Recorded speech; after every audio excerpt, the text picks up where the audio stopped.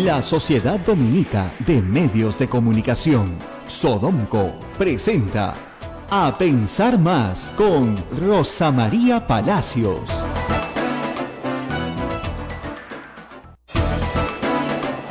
Ocho en punto de la mañana, amigos y amigas, bienvenidos. Esta es una nueva emisión de A Pensar Más con Rosa María Palacios, que en estos instantes está en un breve periodo de vacaciones. Muy pronto estará nuevamente con ustedes. Pero hoy tenemos también un programa que ya fue emitido antes, pero que tiene que ver con la coyuntura actual. Me acompaña Abel Ángeles. Hola, Abel. Así es, hoy día vamos a escuchar por qué el señor Pedro Pablo Kuczynski no debió indultar a el señor Fujimori. Los motivos y las razones fundamentales de por qué no se debió indultar y ¿quiénes hablan? Las víctimas del grupo Colina, ¿no? Efectivamente, los familiares, además cercanos de estas víctimas, efectivamente, que hoy estarán con nosotros, la señora Rayda Cóndor, así es, y Gisela Ortiz y Flor Wilca, Flor Wilca, hija de Pedro Wilca, Rayda Cóndor, su hijo fue Amado Cóndor. Ahora te lo confirmo. Y el hermano de Gisela Ortiz, ¿no? Dos desaparecieron.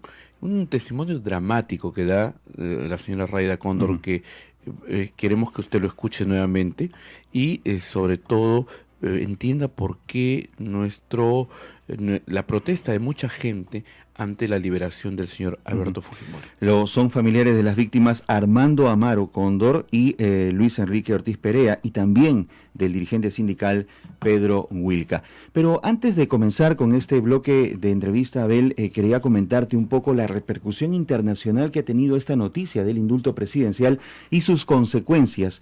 Porque, por ejemplo, el diario El País ha dedicado varios artículos a esta situación y hoy precisamente se está dedicando a las movilizaciones masivas que se encuentran o que se están llevando a cabo en diferentes ciudades.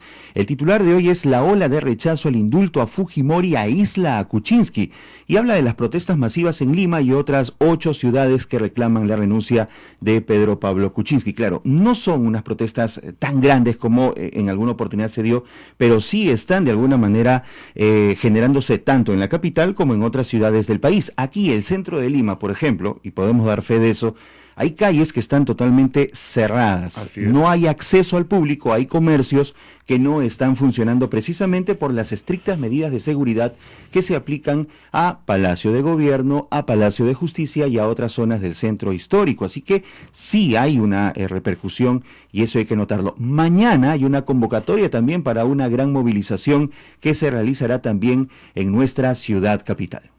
Sí, mañana a partir de las 5 de la tarde, los diversos movimientos en contra del indulto, en contra de Keiko Fujimori y en contra y de derechos humanos más que en contra, ¿no?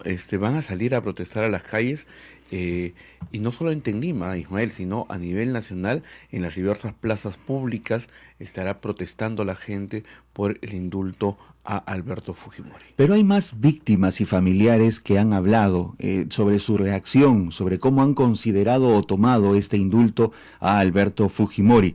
La Agencia Internacional de Noticias AFP ha consultado a familiares de 24 víctimas de las masacres de Barrios Altos y La Cantuta, quienes han expresado ser traicionados por la decisión del presidente Kuczynski de indultar a Alberto Fujimori. Quiero compartir con ustedes esta información de AFP.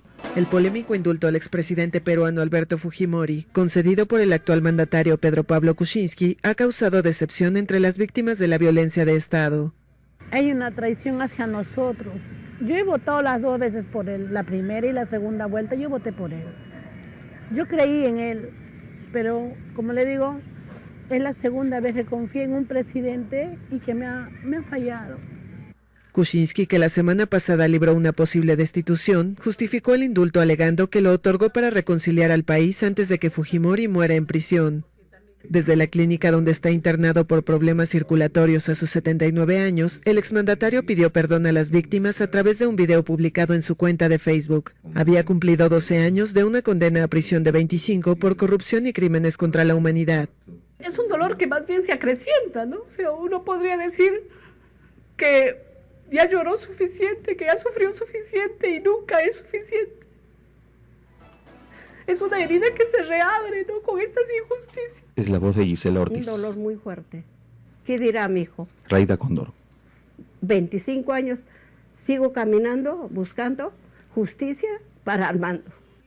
La Oficina para América del Sur del Alto Comisionado de la ONU para los Derechos Humanos lamentó el indulto y destacó en un comunicado que la sentencia contra Fujimori marcó un hito histórico para Perú y la región de América Latina en materia de lucha contra la impunidad. Bien, así nos ven en el exterior sobre esta situación, Abel. Va a tener repercusiones no tan livianas, sino bastante pesadas para el presidente de la República. Yo no sé si el presidente midió todos estos puntos que se le verían. Era lógico que pase, porque el señor Fujimori es considerado el séptimo hombre más corrupto del mundo. Así es que no estamos hablando de Perico de los Palotes, estamos hablando de una persona que ante los ojos del mundo pues no es buen visto. Y esto no es información nuestra, es información de fuera. Así es que el señor Pedro Pablo Kuczynski no le va a salir barato este indulto, sino le va a traer repercusiones. Lo terrible, Ismael, que esas repercusiones afectan la economía de los peruanos. No, y la gobernabilidad y la estabilidad política en el país, que como tú bien dices, tiene repercusión sobre todos los campos, el económico y el social. Así es. También. Bien, vamos a irnos a la pausa y en el próximo segmento usted va a escuchar por qué el señor Kuczynski no debió indultar al señor Fujimori. Va a escuchar a Raida Cóndor, a Gisela Ortiz y a Flor Wilca. Testimonios muy fuertes. Espero que los escuche y entienda por qué el señor Kuczynski se equivocó. Volvemos. Sodomco, Sociedad Dominica de Medios de Comunicación. Es la Sociedad Dominica de Medios de Comunicación, integrada por Radio Santa Rosa en Lima, Radio Santo Domingo RSD Chimbote, Radio San Martín Arequipa, Radio Veritas RTV Cusco, Radio Cepagua Cayali, Radio Quillabamba La Convención y Radio Madre de Dios en Puerto Maldonado. Una gran red a disposición de todos ustedes. Escuchan en todas las radios dominicas del Perú en este momento y en otras más que se unen a nosotros. Correcto. A esta hora, y como se trata de una radio pastoral, pues nosotros encantados de atenderlos desde este medio secundario, pero no hemos sido relegados a un medio secundario. La radio católica del Perú, la primera radio católica con Madre de Dios, para no pelear. Esta radio tiene 58 años, va a cumplir 59 años este mes. Este mes estamos de aniversario, ¿no? El 15. El 15 de octubre, así es. Sí. 59 años, y empieza el jubileo, por el próximo 60 años. Y este es una radio pues, con 60 años de transmisión continua, así que no se pasen. Tampoco, como dicen, tampoco. Muy bien. Estamos con Raida Cóndor, como ustedes saben, ella es mamá de Armando Amaro Cóndor, y con Gisela Ortiz, hermana de Luis Enrique Ortiz Perea, ambas familiares de las víctimas de la Cantuta, los muchachos que salieron de la Cantuta y nunca más regresaron hace tanto tiempo ya. Y por supuesto hace 25 años, y también con Flor Wilca, hija del dirigente sindical Pedro Wilca, que también está con nosotros. Indira, su hermana, ha solicitado en repetidas oportunidades, me dicen ya más de 2 por lo menos, una reunión con las víctimas y el presidente de la República, porque las víctimas quieren respetuosamente explicarles su punto de vista sobre un indulto a Alberto Fujimori. Y hasta ahora no han sido recibidas. Sin embargo, ayer la señora Mercedes Arauz, después de reunirse con los congresistas de Frente Amplio, ha señalado que sí está dispuesto. Ha señalado 2 cosas. Primero, que en el gabinete no se ha discutido ningún indulto. Y en segundo lugar, que están siempre dispuestos, por supuesto, a escuchar. Así que parece ser que se abre una ventana de oportunidad para que se escuche a estas personas. Así que vamos a empezar primero por Raida, porque es la mayor, ¿no es cierto? Y como dicen, la edad obliga, ¿no es cierto? Manda, acá manda. Por antigüedad es clase. Muy bien. Raida, nosotros tuvimos una reunión privada hace unos días de la Coordinadora de Derechos Humanos, y tú nos diste un testimonio muy cierto. Tú nos decías a todos, si indultan a Alberto Fujimori, ¿yo cómo quedo? ¿Yo qué soy? ¿Yo qué hago? ¿No es cierto? ¿Qué piensas tú de esto del indulto? Cuéntanos un poquito. Bueno, el indulto, buenos días señora, gracias por invitar. Bueno, pues a nosotros no nos conviene que lo indulten al ladrón y asesino de Fujimori, porque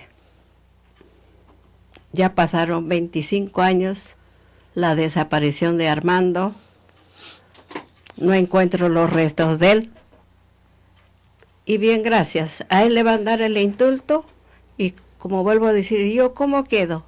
¿Dónde está mi hijo? ¿Quién me lo va a entregar a mi hijo? Nunca le han podido dar ningún informe, señora. No. En todos estos años. Nunca. ¿Alguna noción básica, dónde buscar, de los lugares de entierro? No. Yo sé que él está o estaba allá en Cieneguilla. Cieneguilla, en Chavilca. Ahí encontramos las llaves. Sí. O ahí se encontró las llaves de Armando y del otro estudiante. Ajá. No sé, pero yo creo en los milagros. Siempre iba cuando yo podía, porque yo quería ir sola, pero mis hijos no me permiten. Y cuando todavía estaban ahí enterrados, lo que quedaba, porque nos falta pues 2 cajas, creo, 2 o 3 cajas de los restos quemados. Y siempre iba uno de mis hijos. Yo estaba caminando y mi hijo se queda parado. Y volteo y le digo, ¿qué le pasará? Y yo seguía caminando, y lo que estoy caminando, vuelta me paro. Y de ahí viene. Me dice, mamá, me dice, sí, le digo, ¿sabes qué? He conversado con Armando. ¿Cómo? Sí, estoy caminando y me dice, Juan, espera, estoy acá. Es lo único que te pido es que cuidas a mi madre. Así me ha dicho. Y por eso sé que él está allí. Pero... ¿Dónde? No lo sabe. ¿Dónde? Porque ya no podemos ni buscarlo, ni sacarlo, ni escarbar la tierra, porque todo el cerro se lo han bajado y lo han tapado. ¿Cómo encontrarlo? En primer lugar, porque sus restos están quemados. Claro. Está Es con polvo. toda la tierra. Y probablemente polvo. ya sea polvo. Por eso digo, ¿y quién me va a entregar a mi hijo? Yo no tengo dónde llevar una flor. Pero puede llevarla ahí. Me imagino que usted va ahí por eso. Sí. Claro. Si usted va ahí, aunque sus hijos no la dejen, pero la acompañan, usted va ahí por eso. Pero no nos deja tampoco, porque han puesto como una puerta, una estera, y ahí no podemos pasar. Está prohibido. Es una propiedad privada ahora. Dice, no sé. Pero ¿cómo? Para que lo llevan los restos, los colinas, sí, no era propiedad privada. Y ahora es propiedad, no sé de quién, que lo han comprado, que van a hacer casas, no sé qué. ¿Cómo van a hacer casas donde lo han bajado toda la tierra? Bueno, Gisela era mucho más joven en ese entonces. Gisela no era la mamá, era la hermana, era una estudiante también de la Universidad de La Cantuta, y se llevaron a su hermano. Gisela sí pudo recuperar los restos de su hermano y enterrarlo. La gente dice, este señor ha cumplido 12 años ya desde que se entregó, no se entregó, no, lo capturaron en Chile, porque en realidad venía para otra cosa. ¿Qué hacer con un indulto si de veras está enfermo? Supongamos que el señor de verdad está enfermo, ¿no? Se está muriendo ya, se tiene que morir. ¿Ahí se opondrían ustedes a un indulto? Bueno, nosotros hemos manifestado siempre que las reglas de juego, de alguna manera, de todo nuestro sistema de justicia ya están dadas, no las vamos a inventar nosotros, ni vamos a imponer nuestra voluntad.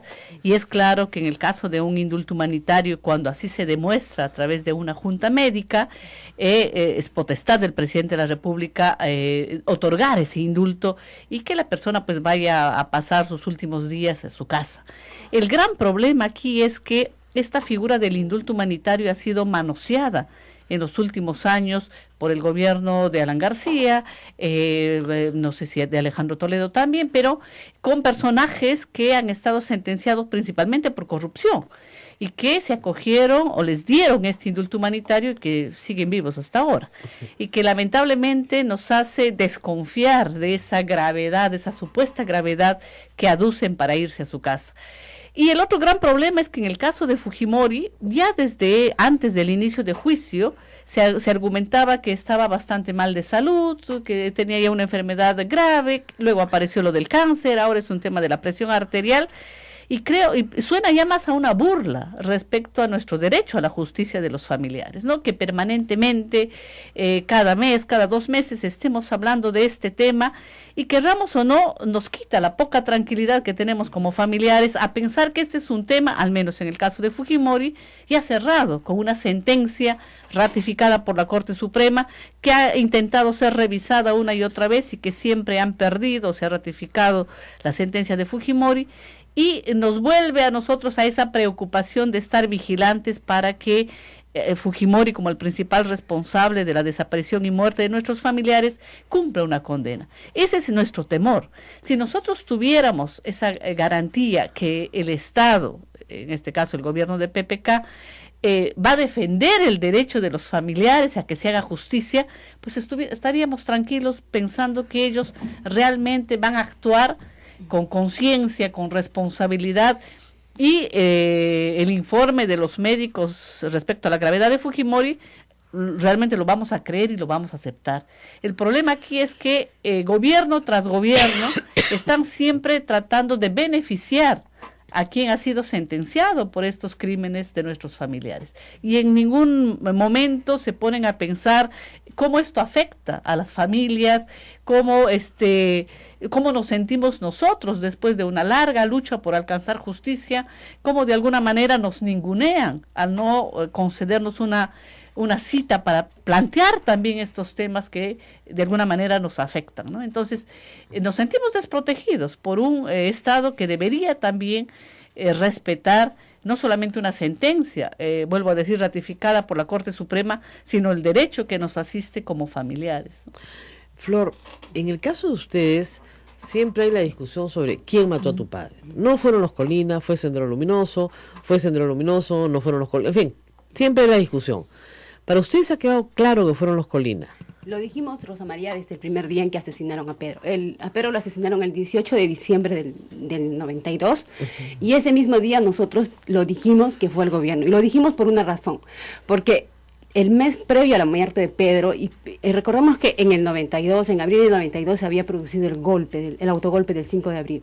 Pedro se opuso desde la CGTP a la posibilidad de que se pudiera instalar un gobierno con esas condiciones, un gobierno autoritario que abiertamente violaba los derechos de los trabajadores y alentaba una reforma laboral a la que Pedro se oponía. Y no solamente se oponía de palabras, sino se oponía con acciones en la calle, con demandas ante organismos internacionales, ante la OIT, ante la OEA, plantearon demandas contra el gobierno. Y en los meses previos a la muerte, lo que vivía Pedro era una situación de zozobra. Nosotros, recuerdo mucho el CADE de ese año, que fue antes de que lo asesinaron el 18, probablemente el CADE fue los primeros días de ese mes de diciembre, y él vino días antes del CADE a decirnos de que tuviéramos mucho cuidado, que había recibido una amenaza dentro del CADE, que le habían dicho que se cuidara porque ya no podía seguir en esa situación en la que estaba, que la persona que le había dicho le decía que se cuidara. Entonces él vino muy afectado realmente y nos convocó a una reunión de familia, y nosotros lo dijimos esto siempre, desde el primer día en el que ocurrió esto. Dijo, yo creo que no pueda ocurrir algo conmigo porque soy una persona pública, pero probablemente puedan hacer algo contra ustedes. Entonces quiero que tengan mucho cuidado y que observen las condiciones en las que se están movilizando. Estamos pasando por una situación de peligro, y debió haber sido realmente una situación de peligro porque Pedro vivía bajo amenaza constante siempre. Para que lo haya dicho de esa manera y haya convocado a la familia, realmente tuvo que haber sido una situación de peligro. Y esta situación de peligro además venía antecedida de intervenciones a su teléfono, de intervenciones en las reuniones que convocaba, porque había convocado antes de ser asesinado una movilización que significaba significó además la reacción de muchas personas, de muchas organizaciones sindicales a este llamado para oponerse democráticamente al gobierno de Fujimori, a oponerse al autogolpe del 5 de abril, se estaban organizando, se estaban convocando, se logró en ese momento juntar a todas las centrales sindicales, que es algo bastante difícil, ¿no es cierto? Todas las centrales sindicales habían logrado conformar una coordinadora de centrales sindicales que había decidido desde esta organización única impulsar una oposición democrática a este proceso de reformas laborales. Esa fue la razón por la que asesinaron a Pedro. Y un cada anterior a ese, recordamos el discurso de Fujimori cuando dijo: aquí ya no mandan más las cabezas de la CGTP, ni las cúpulas de la CGTP, ni las cúpulas de los partidos políticos. Esas eran amenazas abiertas contra él. Entonces, ese antecedente previo nos hace a nosotros suponer que fue efectivamente el gobierno de Fujimori con el Grupo Colina los que causaron ese asesinato. Hubo un intento, es verdad, del gobierno mismo, del gobierno de Fujimori, de confundir quiénes habían sido los asesinos de Pedro Wilca, y lo hicieron, Rosa María, desde el primer día, porque a Pedro lo asesinaron, a mi papá lo asesinaron un día viernes. Nosotros enterramos a mi papá el día domingo, y el día lunes nosotros de voluntad propia fuimos a la DINCOTE a que pudieran esclarecer algo. Cuando nosotros llegamos ya todo estaba esclarecido.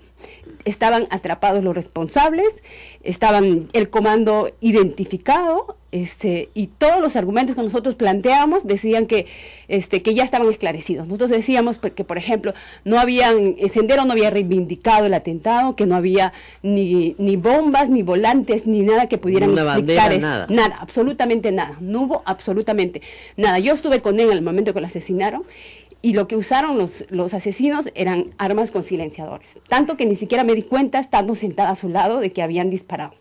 Entonces le dijimos eso, y ellos dijeron: no, probablemente hayan usado ese tipo de armas con silenciadores. ¿Y pasamontañas? No, estaban con el rostro descubierto, todos eran jóvenes, estaban con el rostro descubierto. Entonces nosotros le dijimos a la policía: pero Sendero nunca ha reivindicado esto, y la explicación que ellos nos dieron es que lo que pasa es que el joven que iba a llevar los volantes fue detenido una hora antes en la comisaría de la Avenida Universitaria. Pero tampoco ocurrió esto, ¿no? Lo que pasa es que a Pedro Wilca le iban a asesinar el día lunes, y el comando falló. Luego ellos se reunieron, hicieron un compromiso de que lo iban a asesinar el día miércoles, y el comando falló. Y como ya habían fallado 2 veces, decidieron que cualquier cosa que ocurriera lo iban a asesinar de todas maneras el día viernes. Por eso es que falló no llegaron los volantes, detuvieron a algunas personas, y de todas maneras decidieron continuar con el operativo. Y eso, Rosa María, nosotros lo denunciamos desde el primer día, no solamente nosotros.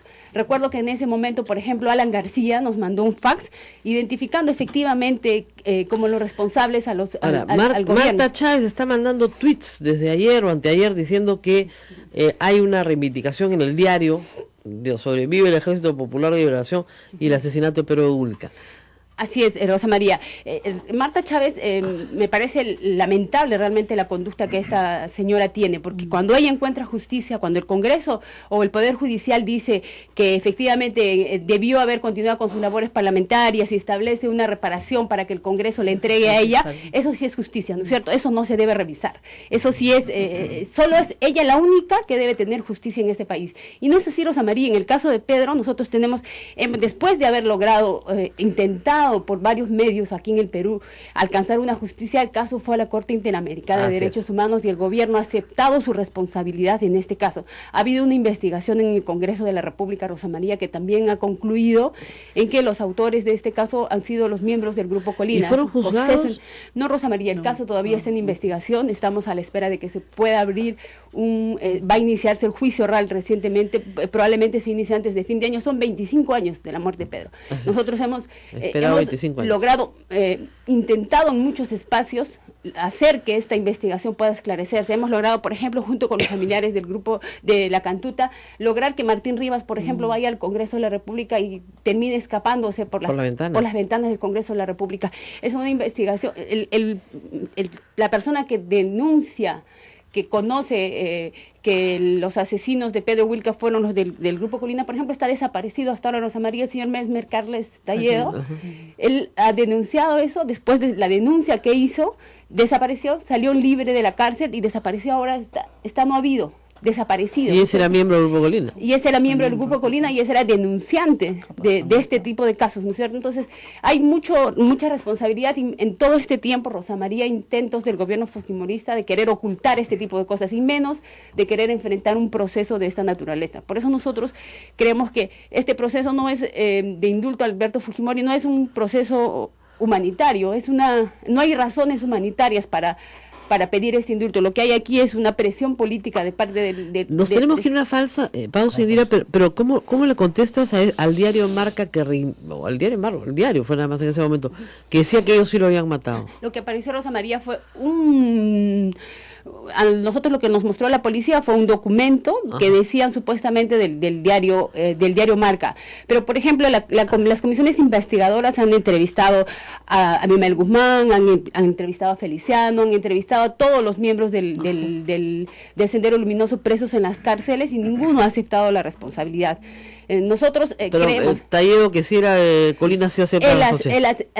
Él ha señalado de que los responsables son los del Grupo Colina. Y además, Rosa María, son los antecedentes. Pedro mismo, mi papá, lo dijo. O sea, él dijo, a mí me han amenazado, estoy viviendo en una situación de peligro, esto es lo que va a pasar, si ocurre algo, estos son los responsables. Muy bien, vamos a la pausa, pero vamos a continuar, tenemos mucho más. Gracias a todos los que están participando por Twitter, están muy atentos. Vamos a la pausa y regresamos con las familiares de las víctimas del Grupo Colina, que son la razón por la cual Alberto Fujimori tiene que purgar 25 años de cárcel. Vamos a la pausa y volvemos.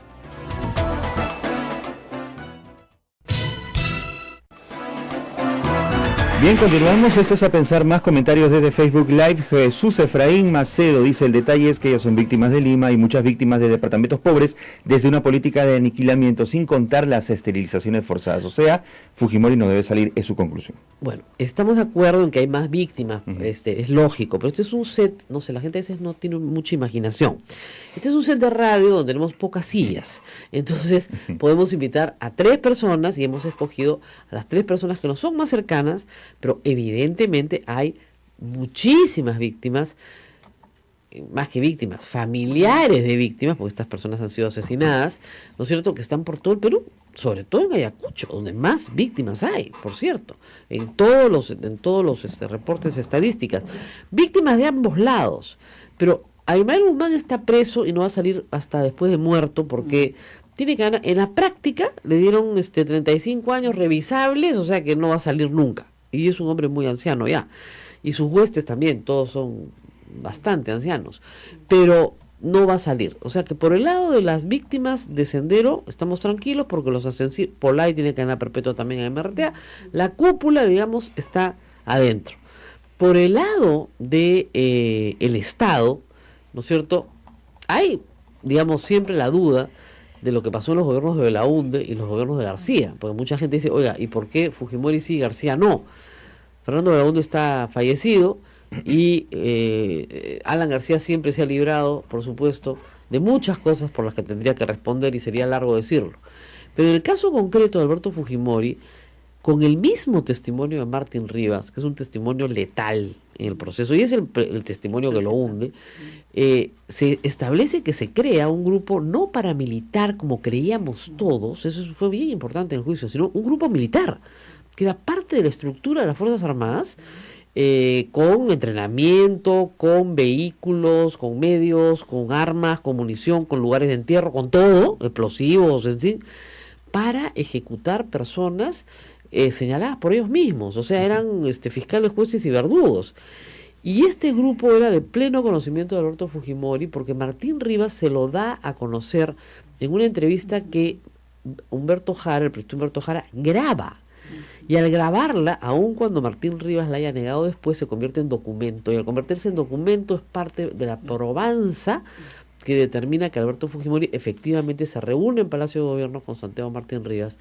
Y no solamente discuten estrategias, sino posteriormente Alberto Fujimori asciende a este destacamento y los premia por sus trabajos. Además, imagínense sus trabajos. Entonces, sobre todo en la Universidad del Centro, después del trabajo en la Universidad del Centro, que fue, ahí tienen, por ejemplo, otro conjunto de víctimas, ¿no es cierto?, cuyo caso ni siquiera ha sido examinado a cabalidad. Santa se está empezando a ver ahora. Es decir, el Grupo Colina no solamente asesinó a Pedro Huilca, la masacre de Barrios Altos, la matanza de los jóvenes de la Cantuta y su profesor, tuvieron otros operativos. Por supuesto, era un grupo operativo, salía a matar y tenían esta estrategia. Es decir, luego de que gracias al GEIN cae a Abimael Guzmán, efectivamente el Grupo de Colina se desactiva y pasa a la clandestinidad y luego a un proceso penal, pero dentro del foro militar, donde finalmente sacan una ley de amnistía en el 95 y todos nos vamos contentos a nuestra casa. En esos años, señora Rayda, que usted estaba un poco sola, ¿no es cierto?, ¿cómo se relacionaron las víctimas? ¿Cómo comenzaron a conocerse unas a otras y a organizarse? Porque nadie les hacía caso, eso es verdad. Sí. Durante un año sus familiares estuvieron desaparecidos y les decían que se habían perdido, que se habían ido de paseo, que seguramente estaban en otro lado. Bueno, yo me entero ese mismo día del 18 de julio por un compañero de allá de la universidad de mi hijo. Viene y me dice, señora, mi hijo, de nuevamente se lo han llevado Armando. Dije, otra vez, ya. Entonces, el único... ¿No era la primera vez que se lo llevaban? Porque el 91 fue detenido 15 días. Y lo estuve soltaron. en la Dincote. ¿Y lo soltaron? Sí, a los 15 días lo soltaron todo limpio. Ahora, vamos a decir dos cosas. La primera, a estos chicos siempre les han dicho terroristas. Si ya lo habían atrapado y lo sueltan porque no había nada contra él, ¿qué más prueba esa que no era terrorista? ¿No? Y Flor, también Huilca me ha hecho una cosa importante en la pausa que quiero decir. A su padre lo matan en diciembre del 92. En septiembre habían atrapado a Abimael Guzmán. La capacidad operativa de Sendero Luminoso pues estaba reducida al mínimo. ¿Cómo iban a matar a su papá de Sendero Luminoso? Es un argumento contundente que uno lo ha tomado en cuenta y que me parece muy importante resaltar. Y dos, que esa portada que muestra, y ese artículo que muestra Marta Chávez, es un artículo que les mostraron posteriormente a ellas también en la Dincote, pero que ese número de ese ejemplar del diario no existe en la colección del diario por ninguna parte. Y que puede ser perfectamente armado en el CIN. O sea, porque no han encontrado el original de ese artículo en ninguna hemeroteca, en ninguna parte. Ni siquiera en la del propio director del diario que tiene todos sus números colgados. Muy bien. Entonces, bueno, ustedes, señora... Lo detienen porque Fujimori fue en mes de mayo a la universidad. Ajá. Y los estudiantes supusieron que entre. Entonces ahí fue la amenaza y ese día Armando estaba en mi casa. Estaba en mi casa porque el día domingo, como él es zampoñero, estuvo tomando y no fue. Entonces mamá me dijo, no voy a ir, me duele la cabeza. Entonces, cuando había mi hijo, inmediatamente agarré mis documentos, me fui a la Dincote. Para eso yo no conocía qué era Dincote, qué era la comisaría, porque nunca he pisado una comisaría, ni un sitio. Mis hijos y mi mundo era eso, mis hijos, mi trabajo.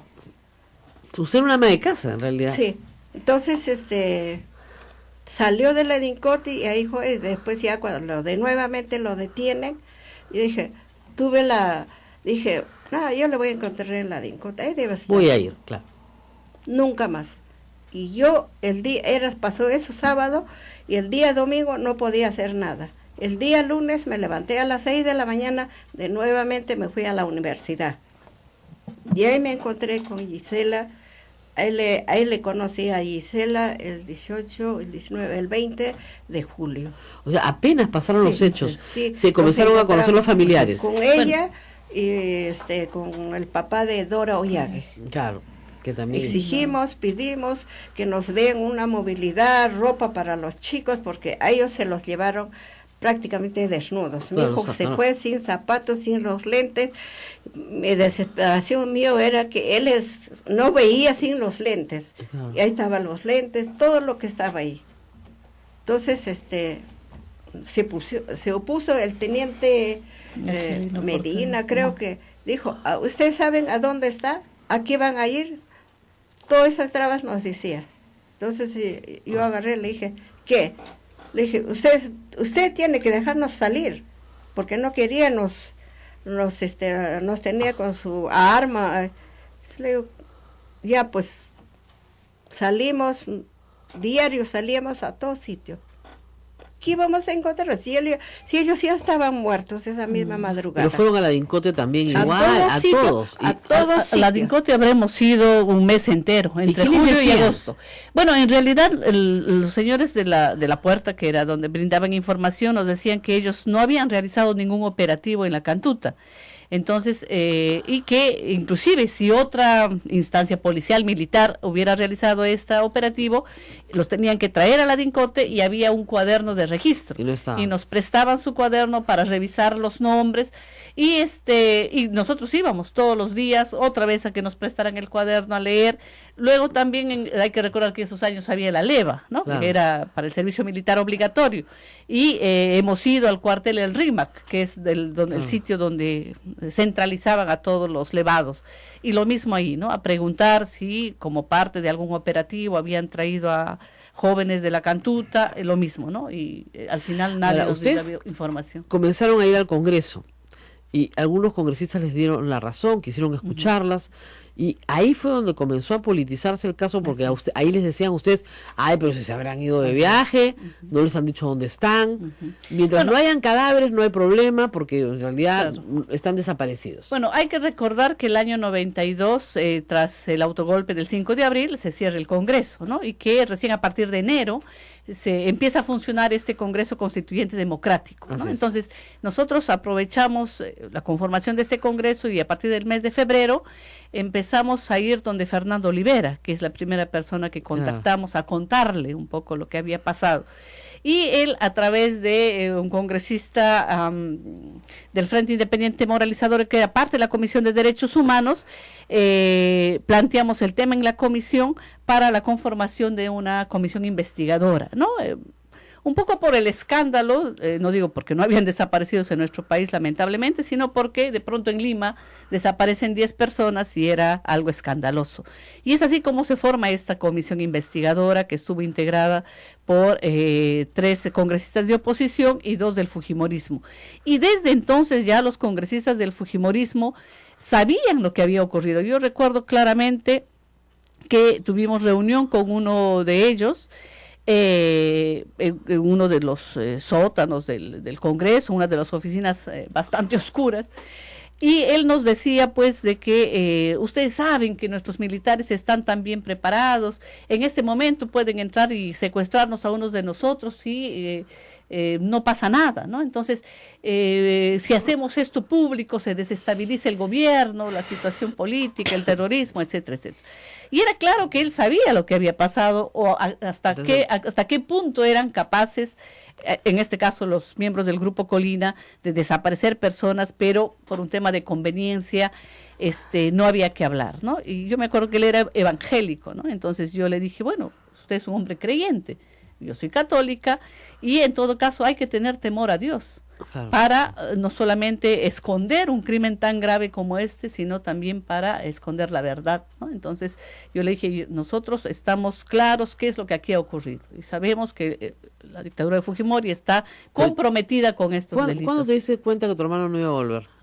Para diciembre del 92. Yo empecé, es siempre un sentimiento encontrado, ¿no? Por un lado uno está buscando que aparezcan con vida, por supuesto, pero por otro lado te das cuenta que pasan los meses, pasa el tiempo y es imposible pensar que van a estar en algún lado. Nosotros asumimos que podían estar en alguna cárcel. Claro. Que tal vez los llevaron jueces sin rostro, los juzgaron y nunca nos enteramos. Y le pedimos a la Cruz Roja Internacional en julio del 92 nomás que cuando visitara las cárceles tomara en cuenta estas personas, ¿no? Estas 10 personas.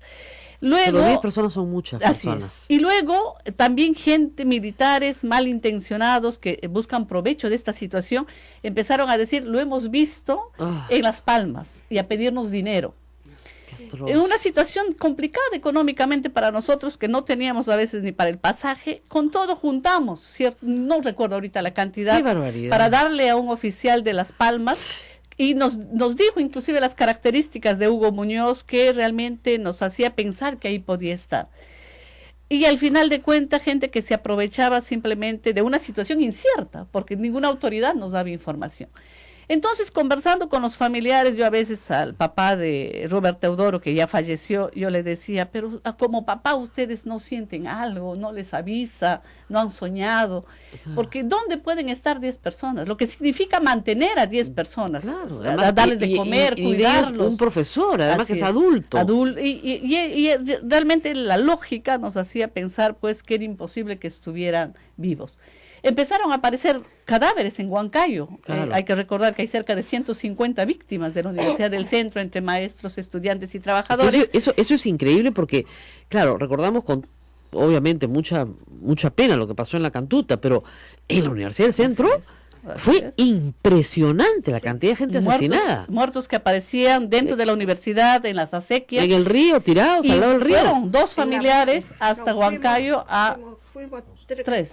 A verificar si alguno de esos cuerpos era de nuestros familiares. Y cuerpos mutilados, sin huellas digitales, cortados los dedos de las manos. Y nosotros, inclusive hubo el motín en el penal Castro. Fuimos a la morgue con Raida cuando esos cuerpos estaban hinchados a punto de reventar porque no había luz. A verificar, de repente alguno de ellos era nuestros familiares. O sea, nosotros hemos caminado por todos lados, buscando alguna respuesta que ninguna autoridad nos daba. El primer habeas corpus que nosotros pusimos en el Poder Judicial fue archivado porque no se había aprobado la preexistencia de las víctimas. Ay, o sea, no habían nacido. No habían nacido. Y así se archivó. Vamos a tener que hacer una pequeña pausa y regresamos. No se muevan, por favor, estamos con los testimonios de las víctimas. A mí me gustaría que esta conversación la tuvieran con el presidente Pedro Pablo Kuczynski, que es quien tiene que escuchar esta historia. Porque yo les aseguro que el presidente no la conoce, por una razón muy simple, no vivió en el Perú en esos años. Entonces, y siempre hay detalles nuevos. Yo he entrevistado a Gisela y a Raida muchas veces, a Flor no, pero siempre hay detalles nuevos. Por ejemplo, esta parte es nueva para mí, y siempre hay cosas nuevas que uno va aprendiendo en el camino. Entonces, yo sí quisiera que el presidente de la República las escuche y ustedes le cuenten toda esta historia. Vamos a hacer una pausa y regresamos.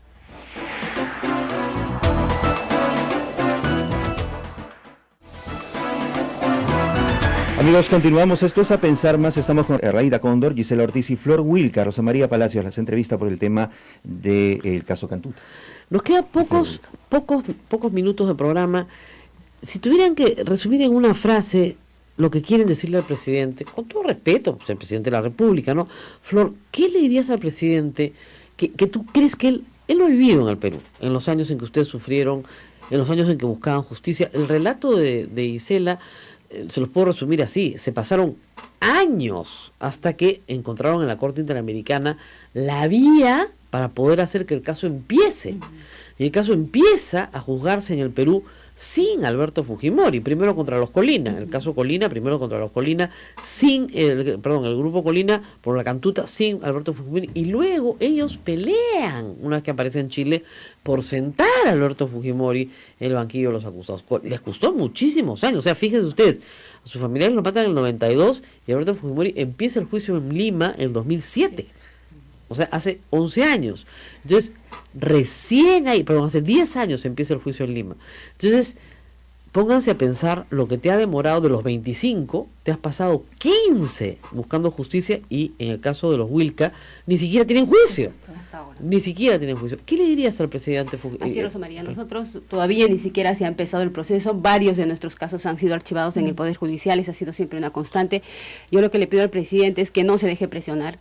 No hay razones humanitarias que faciliten esta salida del señor Fujimori. Él se encuentra cumpliendo su prisión como se debe, porque ha sido responsable, y hay que llamar a las cosas como se debe, responsable de asesinatos, secuestros y además actos de corrupción en el país. Y él está en condiciones en las que puede seguir cumpliendo su condena. Que el presidente sea consciente también y conozca este esfuerzo que han hecho los familiares por lograr conseguir este derecho, porque el derecho a la justicia es un derecho que nos asiste a nosotros y que nosotros lo hemos conseguido. El Estado no nos los ha dado. Y que ese es un derecho que debe respetar, que no se deje presionar. No hay razones humanitarias para este indulto. Lo que hay aquí es una presión política de una mayoría que no ha sabido comportarse democráticamente, que sepa que nosotros, que no solamente somos nosotros los familiares que estamos esperando justicia, sino que hay miles de personas que todavía no han podido recuperar a sus familiares, que siguen enterrados, que siguen con casos que ni siquiera se han iniciado, que no puede darle la espalda a estas personas que han, algunos logrado tener justicia hasta este momento y otros que todavía siguen esperando que se haga justicia. Señora Rayda, ¿qué diría usted al presidente? Bueno, le diré que usted es padre, usted tiene hijos. Tiene hijas, sí. Eso le preguntaría primero y ahí pues le dará el corazón se le moverá, ojalá. Gisela. Señor presidente, Pedro Pablo Kuczynski, usted va a tener que resolver este indulto en algún momento, sea en este año, en los años que vengan, y lo que nosotros le estamos exigiendo es que este indulto se resuelva con justicia. No solamente pensando, pobre el viejito, está sufriendo, está muy anciano, no solamente pensando en la relación amical que usted tiene con su hijo, no solamente pensando en la presión política que ejerce el fujimorismo, sino en el derecho que tenemos los familiares a que se haga justicia. Y que esa justicia que nos ha costado tantísimos años, esfuerzo, dedicación, parte de nuestra vida y que ha sido confirmada por un órgano independiente de la Corte Suprema de nuestro país, sea respetado.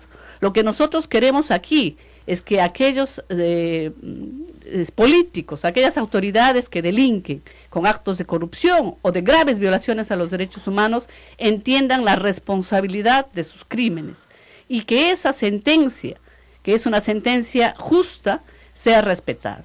Nosotros le pedimos a usted que nos escuche, que nos entienda por qué nos oponemos a ese indulto que significa una burla, no solamente para esta lucha de los familiares, sino una burla a la memoria de nuestros seres queridos. Y ese día probablemente si las reciben, como ha anunciado Mercedes Arauz, pues no serán 3 personas, ténganlo por seguro, son muchísimas más. Estamos hablando de padres, algunos ya fallecidos, madres, algunos ya fallecidos, muchos hermanos, hijos, nietos. Hay mucha gente vinculada a personas que han fallecido a manos de la violencia del Estado, que también existió y que no se puede negar.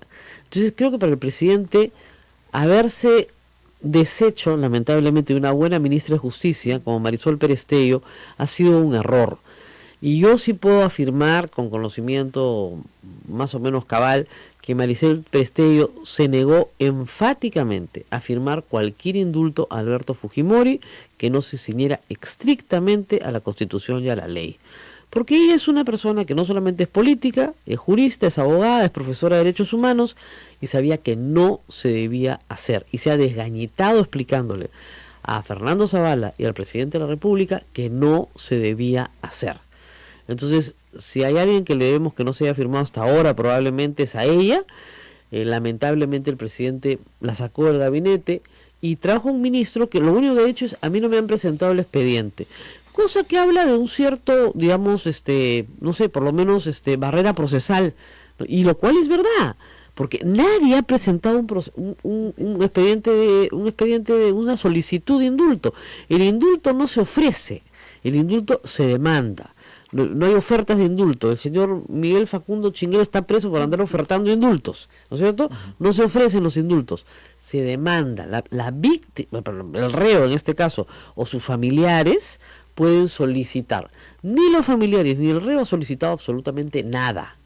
¿Ya? El señor Fujimori, el presidente, siempre se equivoca, está monitoreado por médicos constantemente. Yo estoy seguro que tiene mejor atención médica que la señora Rayda, bastante mejor. Le miden la presión 3 veces al día, ¿ya? Lo llevan cada vez que estornuda a un hospital. Tiene la mejor atención médica del Perú. No hay ningún cuidado inhumano, tiene una presión para el solito, ahora la comparte con Ollantumala. Bueno, también tenemos que ahorrar un poco los contribuyentes, y si tienen que ir otros presidentes tendrán que ir al mismo sitio. Somos el único país del mundo que tiene prisión presidencial, pero en fin, pero el señor tiene estupendas condiciones carcelarias, eso hay que recordarlo. Y además el Perú tiene un reglamento. ¿No le gusta el reglamento? Primero cambien el reglamento, por el decreto supremo que establece, que se modifica a raíz del caso Custodiat, establece requisitos y establece que para un indulto humanitario las condiciones carcelarias deben agravar la salud del Estado, la salud del reo. Y la verdad, yo no veo cómo las condiciones carcelarias puedan agravar la salud de nadie. De nadie. Yo no conozco a nadie que tenga enfermero las 24 horas, pero es solo. en turnos. No conozco a nadie que tenga biohuerto para su sano esparcimiento, taller de pintura, auditorio para recibir a sus familiares, solo, ¿no? No hay más. Entonces, ahí sí hay que decir que creo que algunos consejeros del presidente no lo están aconsejando bien, le están haciendo creer además que políticamente esto va a ser beneficioso, cuando es todo lo contrario, porque la hija no quiere que salga libre, pues. Como les decía a los de Noa Keiko, a estos chicos que han trabajado tanto, Keiko va a marchar con ellos, con Noa Keiko, cuando salgan a marchar contra el indulto, ¿no? Ahora, unas palabras finales también. El 65% de las personas consultadas en una encuesta dicen que están a favor del indulto a Alberto Fujimori. Pero la pregunta no discrimina. Y no es una pregunta tramposa. Una cosa es que a ti te digan, ¿usted está de acuerdo con que un viejito moribundo se vaya a morir a su cama? Sí, por supuesto estoy de acuerdo. Tendría que ser un salvaje para no estar de acuerdo. Entonces, ¿usted está de acuerdo con una persona que goza de buena salud, natural, con los achaques naturales de la edad, etcétera, salga libre? No, pues la respuesta es otra, ¿no? Y esa variable no se discrimina en la pregunta. Habría que hacer la pregunta bien. Y eso creo que no se ha hecho a propósito. O sea que espero que la próxima vez que pregunten, discriminen bien entre los que digan si se está muriendo, sí, o los que digan de ninguna manera aunque se muera, y los que digan de todas maneras porque es inocente. ¿Ya? Esa es otra respuesta, ¿ok? Si se va a gobernar por encuesta, por lo menos hagan bien las encuestas y pregunten bien. Bien, son las 8 de la mañana, 58 minutos. Acabamos de escuchar esta entrevista que Rosa María Palacios realizó a Gisela Ortiz, hermana de Luis Enrique Ortiz Perea, a Flor Huilca, hija de Pedro Huilca, y a Raida Cóndor, madre de Armando Amaro Cóndor, que con un testimonio desgarrador, ella relataba que hasta ahora está esperando que se pueda hallar el cuerpo de su hijo. Una herida que permanentemente sangra y que ya había encontrado cierto consuelo en una justicia que había dado 25 años de cárcel al autor intelectual de estos hechos, a Alberto Fujimori, pero que es una herida que se ha vuelto a abrir este fin de semana pasado con el indulto que el presidente Pedro Pablo Kuczynski le entregó a Alberto Fujimori. Estas víctimas, por el caso La Cantuta y otros, y sus abogados han presentado una carta con la finalidad de solicitar con carácter de urgencia que se declare la nulidad del procedimiento relacionado al pedido de indulto del condenado por delitos contra los derechos humanos, pero que sea con carácter de lesa humanidad. Es el caso específico de Alberto Fujimori. Esta grabación fue del 3 de octubre. Miren ustedes en tan poco tiempo cuántas cosas han pasado en la política nacional y cuántos giros ha dado la historia. Sin embargo, el sentimiento es el mismo. Se pide justicia. 9 en punto de la mañana. Cuídense mucho. Hasta mañana.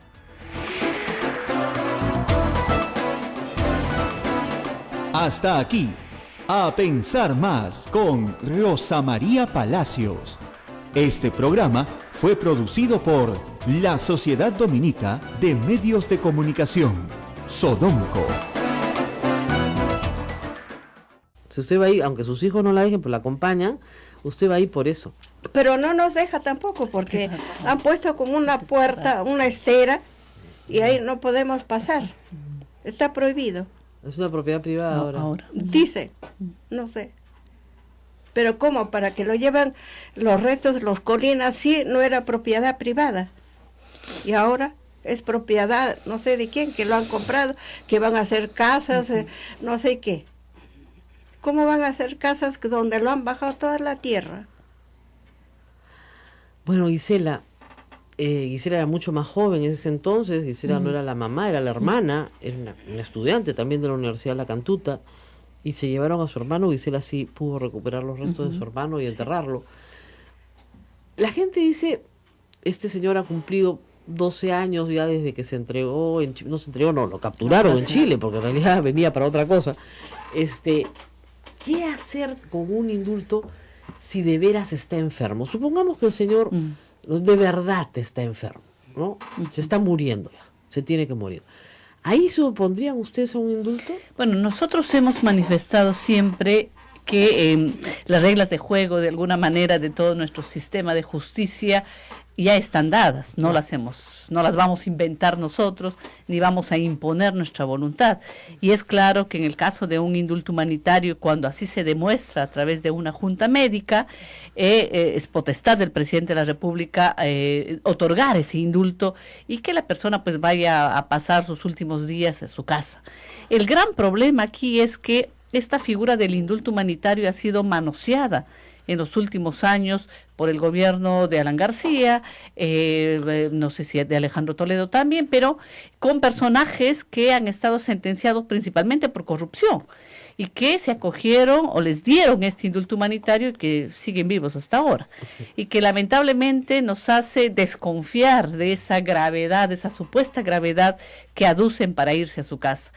Y el otro gran problema es que en el caso de Fujimori, ya desde antes del inicio de juicio, se argumentaba que estaba bastante mal de salud, que tenía ya una enfermedad grave, luego apareció lo del cáncer, ahora es un tema de la presión arterial, y suena ya más a una burla respecto a nuestro derecho a la justicia de los familiares, ¿no? Que permanentemente, cada mes, cada 2 meses estemos hablando de este tema y querramos o no, nos quita la poca tranquilidad que tenemos como familiares a pensar que este es un tema, al menos en el caso de Fujimori, ya cerrado, con una sentencia ratificada por la Corte Suprema que ha intentado ser revisada una y otra vez y que siempre han perdido, se ha ratificado la sentencia de Fujimori.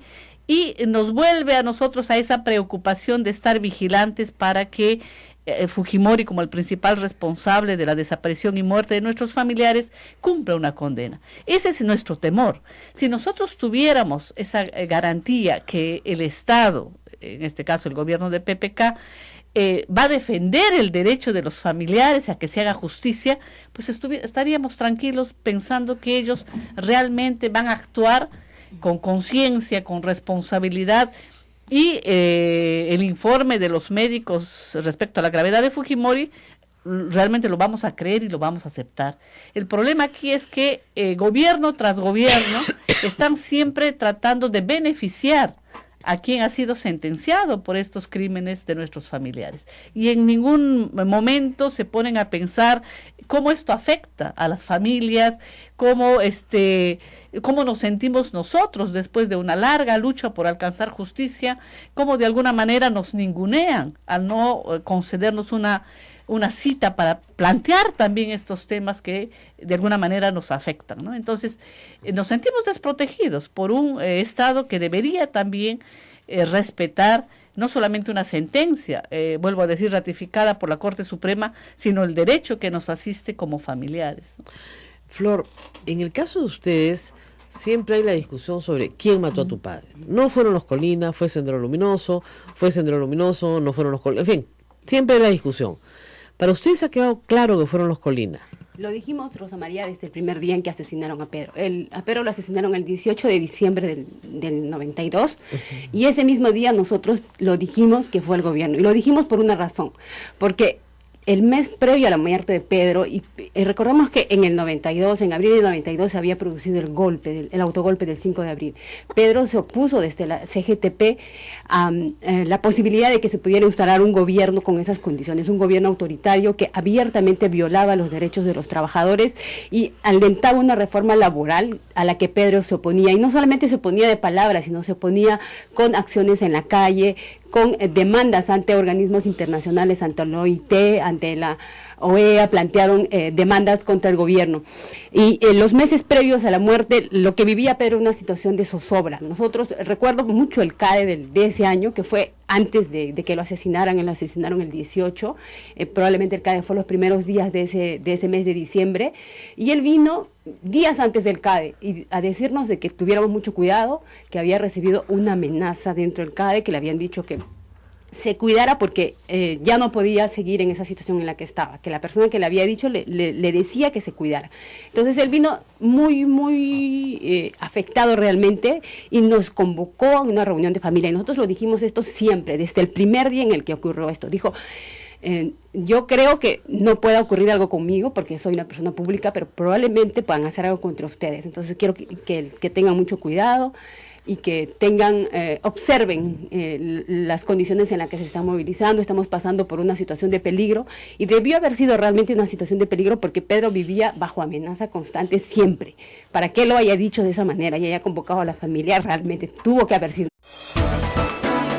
La Sociedad Dominica de Medios de Comunicación, Sodomco, presenta A Pensar Más con Rosa María Palacios.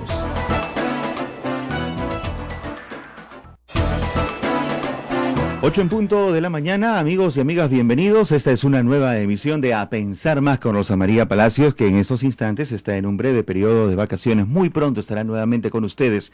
Pero hoy tenemos también un programa que ya fue emitido antes, pero que tiene que ver con la coyuntura actual. Me acompaña Abel Ángeles. Hola, Abel. Así es, hoy día vamos a escuchar por qué el señor Pedro Pablo Kuczynski no debió indultar a el señor Fujimori. Los motivos y las razones fundamentales de por qué no se debió indultar y ¿quiénes hablan? Las víctimas del grupo Colina, ¿no?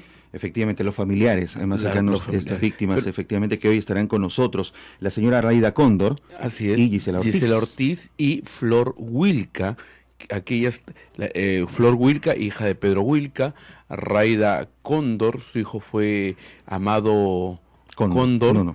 Ahora te lo confirmo. Y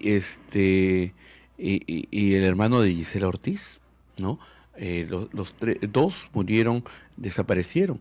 Un testimonio dramático que da la señora Raida Cóndor, que queremos que usted lo escuche nuevamente y sobre todo entienda por qué la protesta de mucha gente ante la liberación del señor Alberto Fujimori. Son familiares de las víctimas Armando Amaro Cóndor y Luis Enrique Ortiz Perea, y también del dirigente sindical Pedro Wilca.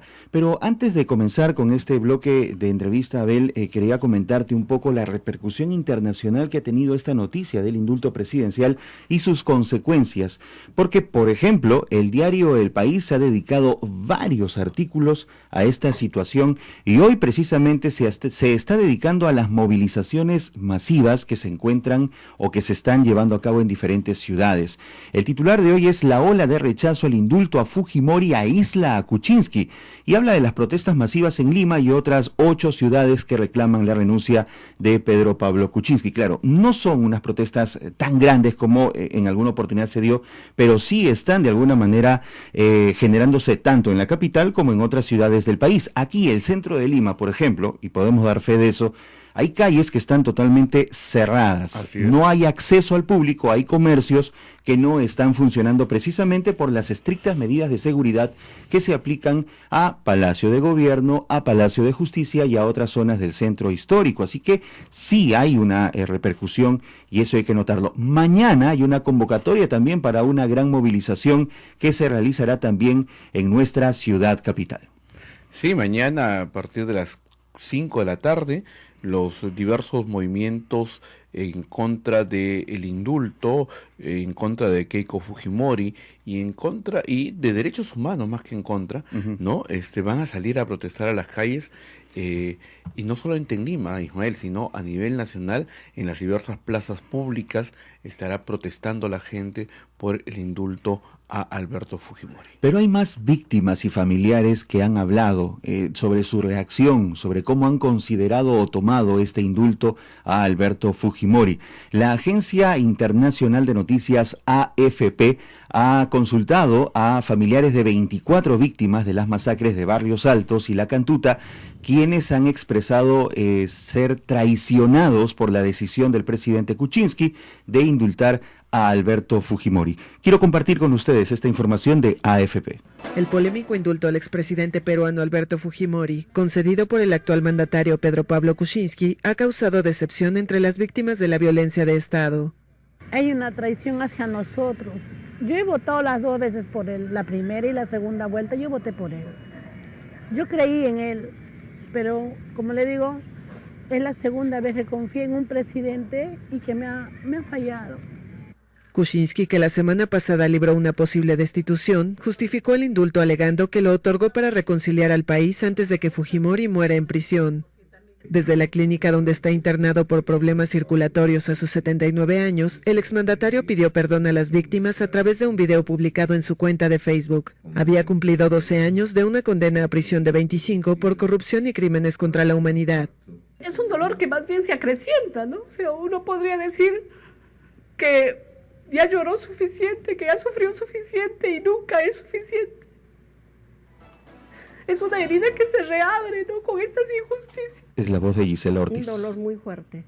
¿Qué dirá mi hijo? Raida Cóndor. 25 años sigo caminando, buscando justicia para Armando. La Oficina para América del Sur del Alto Comisionado de la ONU para los Derechos Humanos lamentó el indulto y destacó en un comunicado que la sentencia contra Fujimori marcó un hito histórico para Perú y la región de América Latina en materia de lucha contra la impunidad. Bien, así nos ven en el exterior sobre esta situación, Abel. Va a tener repercusiones no tan livianas, sino bastante pesadas para el presidente de la República. Yo no sé si el presidente midió todos estos puntos que se le verían. Era lógico que pase, porque el señor Fujimori es considerado el séptimo hombre más corrupto del mundo. Así es que no estamos hablando de Perico de los Palotes, estamos hablando de una persona que ante los ojos del mundo pues no es buen visto. Y esto no es información nuestra, es información de fuera. Así es que el señor Pedro Pablo Kuczynski no le va a salir barato este indulto, sino le va a traer repercusiones. Lo terrible, Ismael, que esas repercusiones afectan la economía de los peruanos. No, y la gobernabilidad y la estabilidad política en el país, que como tú bien dices, tiene repercusión sobre todos los campos, el económico y el social. Así es. También. Bien, vamos a irnos a la pausa y en el próximo segmento usted va a escuchar por qué el señor Kuczynski no debió indultar al señor Fujimori. Va a escuchar a Raida Cóndor, a Gisela Ortiz y a Flor Wilca. Testimonios muy fuertes. Espero que los escuche y entienda por qué el señor Kuczynski se equivocó. Volvemos. Sodomco, Sociedad Dominica de Medios de Comunicación. Es la Sociedad Dominica de Medios de Comunicación, integrada por Radio Santa Rosa en Lima, Radio Santo Domingo RSD Chimbote, Radio San Martín Arequipa, Radio Veritas RTV Cusco, Radio Cepagua Cayali, Radio Quillabamba La Convención y Radio Madre de Dios en Puerto Maldonado. Una gran red a disposición de todos ustedes.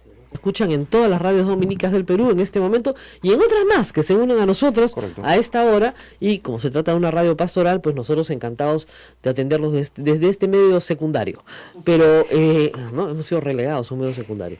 La radio católica del Perú, la primera radio católica con Madre de Dios, para no pelear.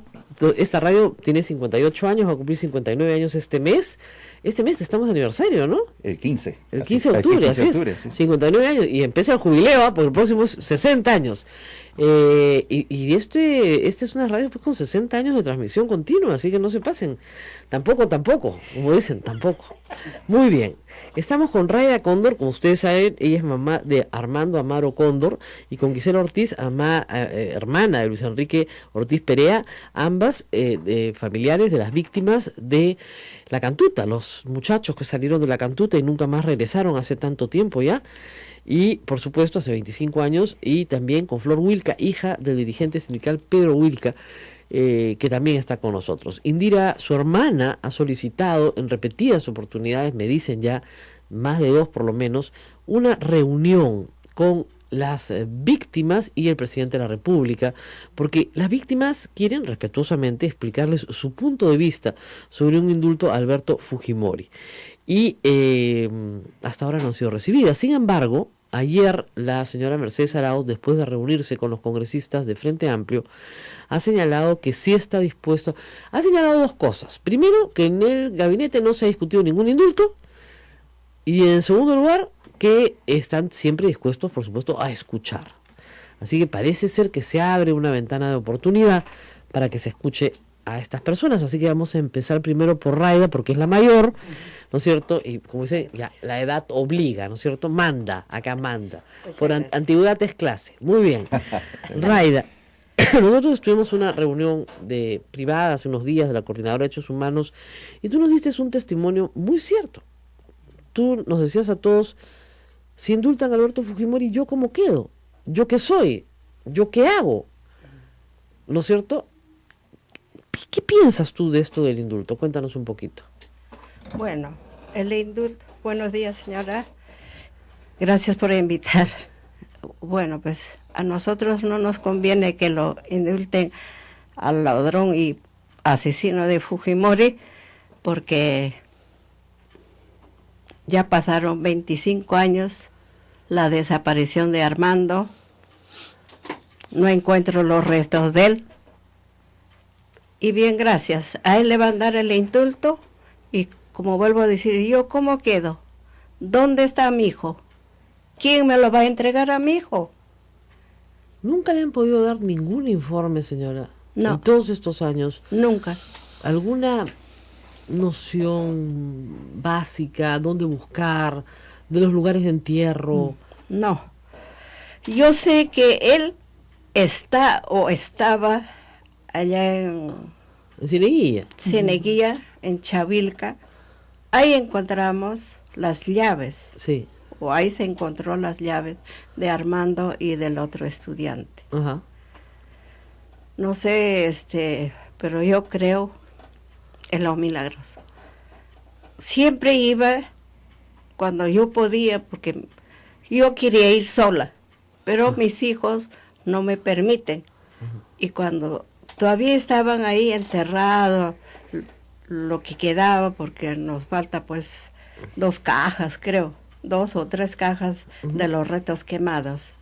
Y siempre iba uno de mis hijos, yo estaba caminando y mi hijo se queda parado. Y volteo y le digo, ¿qué le pasará?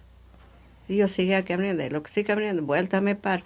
Y de ahí viene, me dice, mamá, me dice, sí, le digo, ¿sabes qué? He conversado con Armando. ¿Cómo? Sí, estoy caminando y me dice, Juan, espera, estoy acá. Es lo único que te pido es que cuidas a mi madre. Así me ha dicho. Y por eso sé que él está allí. Pero... ¿dónde? No lo sabe. ¿Dónde? Porque ya no podemos ni buscarlo, ni sacarlo, ni escarbar la tierra, porque todo el cerro se lo han bajado y lo han tapado. ¿Cómo encontrarlo? En primer lugar, porque está todo, sus restos están quemados. Claro. Está Es con polvo. toda la tierra. Y probablemente polvo. ya sea polvo.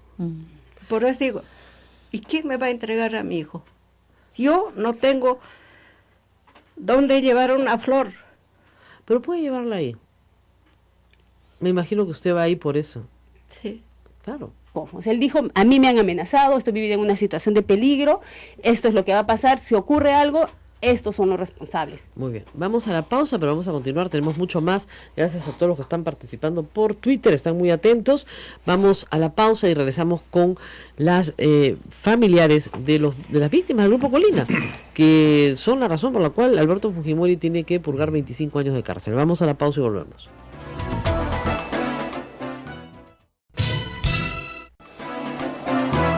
Bien, continuamos. Esto es A Pensar Más. Comentarios desde Facebook Live. Jesús Efraín Macedo dice: el detalle es que ellas son víctimas de Lima y muchas víctimas de departamentos pobres desde una política de aniquilamiento, sin contar las esterilizaciones forzadas. O sea, Fujimori no debe salir, es su conclusión. Bueno, estamos de acuerdo en que hay más víctimas, es lógico, pero este es un set, no sé, la gente a veces no tiene mucha imaginación. Este es un set de radio donde tenemos pocas sillas, entonces podemos invitar a 3 personas y hemos escogido a las 3 personas que nos son más cercanas, pero evidentemente hay muchísimas víctimas, más que víctimas, familiares de víctimas, porque estas personas han sido asesinadas, ¿no es cierto?, que están por todo el Perú, sobre todo en Ayacucho, donde más víctimas hay, por cierto, en todos los reportes estadísticas, víctimas de ambos lados, pero Aymar Guzmán está preso y no va a salir hasta después de muerto, porque tiene que ganar, en la práctica le dieron 35 años revisables, o sea que no va a salir nunca, y es un hombre muy anciano ya, y sus huestes también, todos son bastante ancianos, pero no va a salir. O sea que por el lado de las víctimas de Sendero estamos tranquilos porque los asesinos, Polay tiene cadena perpetua también en MRTA, la cúpula, digamos, está adentro. Por el lado de el Estado, ¿no es cierto? Hay, digamos, siempre la duda de lo que pasó en los gobiernos de Belaúnde y los gobiernos de García, porque mucha gente dice, oiga, ¿y por qué Fujimori sí y García no? Fernando Belaúnde está fallecido y Alan García siempre se ha librado, por supuesto, de muchas cosas por las que tendría que responder y sería largo decirlo. Pero en el caso concreto de Alberto Fujimori, con el mismo testimonio de Martín Rivas, que es un testimonio letal en el proceso, y es el testimonio que lo hunde, se establece que se crea un grupo no paramilitar como creíamos todos, eso fue bien importante en el juicio, sino un grupo militar, que era parte de la estructura de las Fuerzas Armadas, con entrenamiento, con vehículos, con medios, con armas, con munición, con lugares de entierro, con todo, explosivos, en sí, para ejecutar personas señaladas por ellos mismos, o sea, eran fiscales, jueces y verdugos. Y este grupo era de pleno conocimiento de Alberto Fujimori porque Martín Rivas se lo da a conocer en una entrevista que Humberto Jara, el periodista Humberto Jara, graba. Y al grabarla, aun cuando Martín Rivas la haya negado después, se convierte en documento. Y al convertirse en documento es parte de la probanza que determina que Alberto Fujimori efectivamente se reúne en Palacio de Gobierno con Santiago Martín Rivas y no solamente discuten estrategias, sino posteriormente Alberto Fujimori asciende a este destacamento y los premia por sus trabajos. Además, imagínense sus trabajos. Entonces, sobre todo en la Universidad del Centro, después del trabajo en la Universidad del Centro, que fue, ahí tienen, por ejemplo, otro conjunto de víctimas, ¿no es cierto? Cuyo caso ni siquiera ha sido examinado a cabalidad. Santa se está empezando a ver ahora.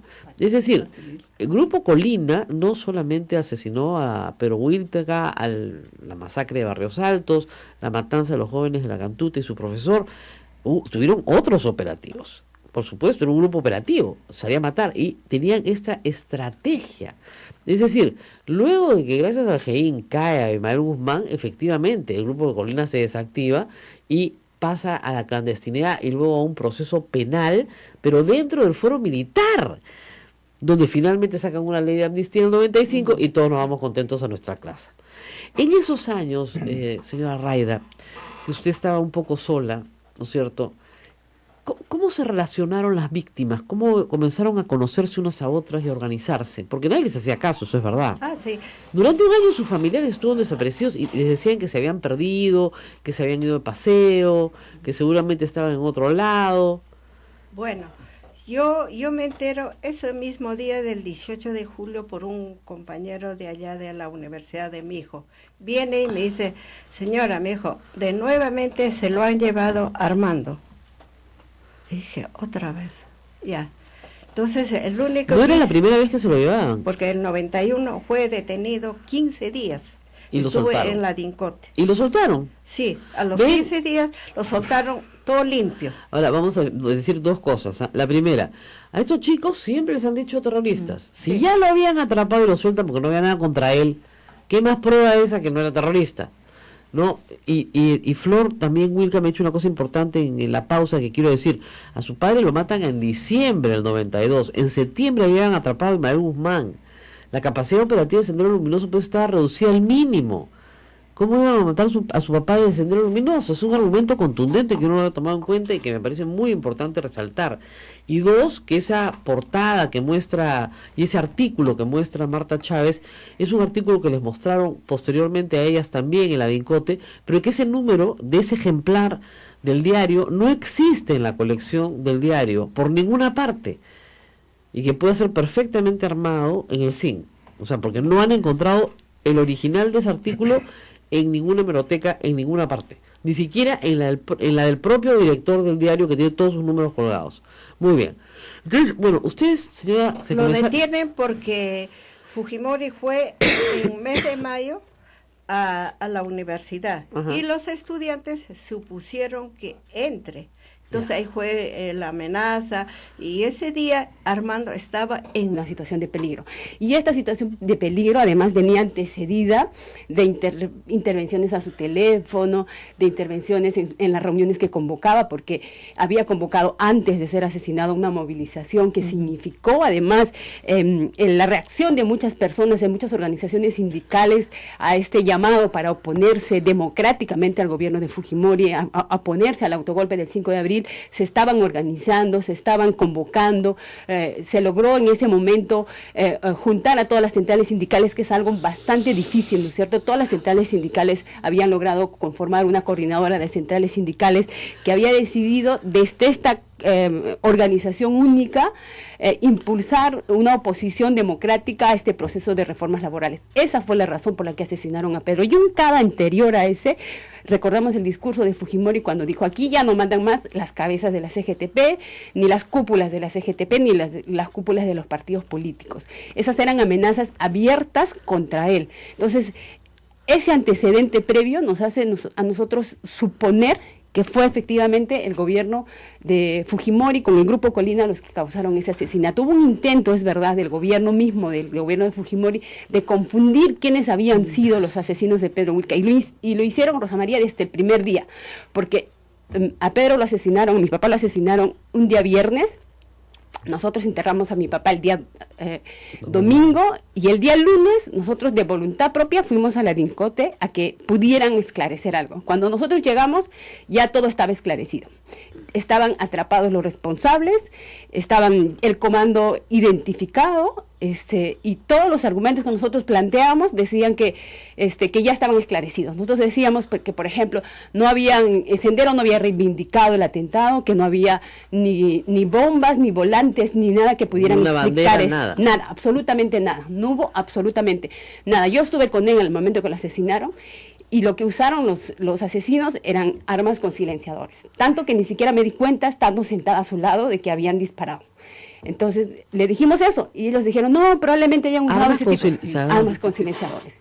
¿Y pasamontañas? No, estaban con el rostro descubierto, todos eran jóvenes, estaban con el rostro descubierto.